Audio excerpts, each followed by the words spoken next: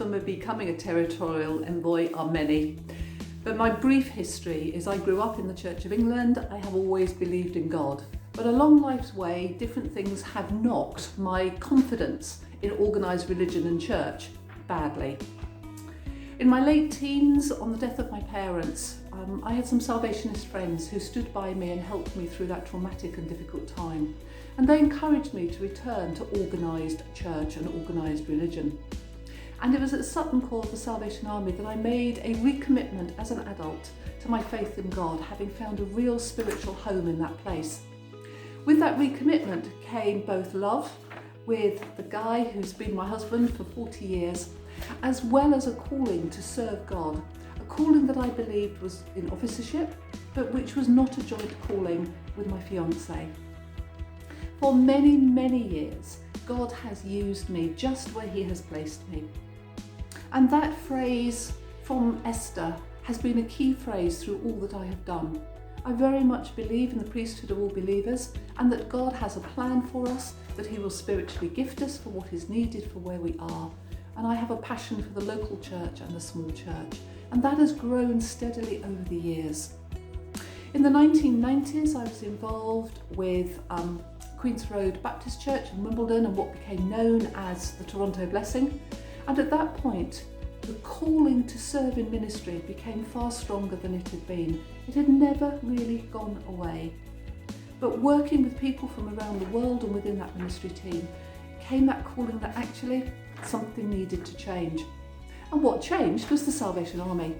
And the Salvation Army allowed and brought in the concept of single spouse officership. Then God and I had a bit of a tug, because I wasn't sure that with a family and with a really good job, I wanted to make that move. And for many years, we had a bit of a tussle. But there came a point when my working life, when there was a number of issues that arose, when I became aware that it was almost as though God was saying, what do I need to do to get you to listen to me?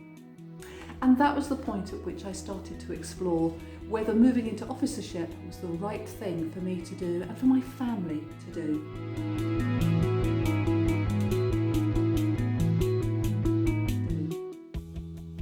How did I explore my calling? Well, I very much believe that we have to have a desire for God. We have to seek that calling. We have to test it out. We have to explore it. We have to be inquisitive. We have to ask questions. We have to have those conversations with trusted others. God gifts us with what we need for where we are and the time in our life that we are to build his kingdom. So what were the gifts I had? What did others see in me? Did they believe that was something that could be used in a full-time ministry role as opposed to just as a local officer role? God doesn't call you to do something he hasn't gifted you to do. And out of those conversations, there came the confirmation and the affirmation that this was the right step to take. And Design for Life was that final confirmation for me. And the process started. There are a number of scriptures that have stood with me along the time. In Genesis, we're told that God will not do anything against us. Whatever happens in our lives will be for God's good. And though over the years I have questioned God, I have doubted God, I've had arguments with God, actually that has stood true. When I've looked back and seen God's hand has been in it all, and he has used me in so many different ways. I very much believe that God places you where he wants you, just as he does with Esther.